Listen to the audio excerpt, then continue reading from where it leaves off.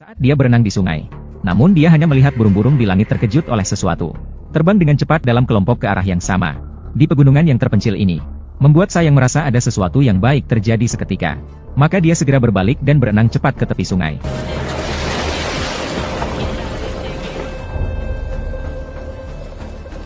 Ketika Sayang berlari ke samping rumah, memang melihat mobil sudah berhenti di depan pintu rumahnya. Dan dua pria turun dari mobil tersebut. Sayang juga tidak tahu apa yang terjadi. Karena khawatir akan keselamatan neneknya. Maka Sayang segera pergi menanyakan apa yang terjadi kepada mereka. Salah satunya adalah anak kaya muda. Mengaku memiliki beberapa perusahaan pariwisata.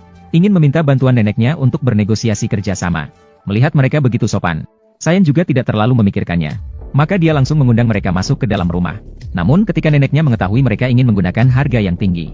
Ketika membeli tanah tempat tinggalnya sekarang, nenek tidak setuju sama sekali. Karena ini adalah rumah turun-temurun mereka. Dia tidak ingin merusak semuanya. Melihat lawan tidak setuju, orang kaya mencoba mempengaruhinya dengan harga murah dan harga tinggi. Tapi ternyata nenek tidak terpengaruh sama sekali. Dia merasa tidak peduli berapa banyak uang.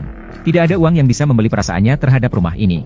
Melihat situasinya sudah seperti ini, orang kaya hanya bisa pergi dengan pelayannya. Pergi dengan sedih dari tempat ini. Namun dari percakapan mereka, diketahui. Mereka tidak akan berhenti begitu saja. Dan Sayang juga melihat pikiran mereka. Dia khawatir penolakan nenek akan menyebabkan masalah baginya. Jadi Sayang mengambil kesempatan saat mereka tidak memperhatikan. Diam-diam melompat ke bagian belakang mobil. Mengikuti mereka sepanjang jalan ke markas. Tapi siapa yang tahu ketika Sayang tiba di sini. Baru menyadari bahwa ini bukan perusahaan wisata sama sekali. Lebih mirip tim survei daripada perusahaan wisata. Jelas mereka berbohong. Tapi mengapa mereka melakukan ini? Sayangnya, Sayang tidak tahu. Untuk mencari tahu situasinya. Maka Sayang diam-diam mendekati tenda mereka. Ingin mendengar apa yang mereka bicarakan. Tidak mendengar berarti tidak tahu. Terkejut begitu mendengarnya. Ternyata di bawah rumah tempat mereka tinggal. Ada banyak unsur emas. Mereka ingin membuat tambang di sini. Untuk mencari keuntungan besar. Setelah mendengar ini, Sayang langsung mengeluarkan ponselnya. Ingin merekam percakapan mereka. Namun sayangnya, dia ketahuan oleh staf di sebelahnya. Keluarlah, tangkap dia.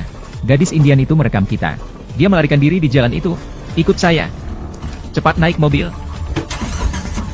Melihat situasi yang tidak menguntungkan, Sayang hanya bisa berlari cepat ke depan melihat sekelilingnya. Sementara itu, penjahat-penjahat itu terus mengejar dari belakang. Tapi mereka menggunakan mobil. Bagaimana Sayang bisa lari lebih cepat dari mereka dengan dua kaki? Terlihat mereka hampir mengejar. Di saat yang begitu penting ini, tiba-tiba, roda mobil penjahat itu terjebak di lumpur. Tidak peduli seberapa keras mereka menekan gas, tidak ada gunanya. Melihat situasi ini, penjahat-penjahat itu terpaksa turun dan mengejar dengan berjalan kaki. Namun, mereka tidak tahu. Pada saat itu, Yi sudah naik kereta gantung.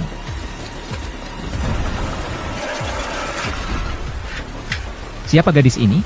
Cucu pemilik tanah. Ayo pergi.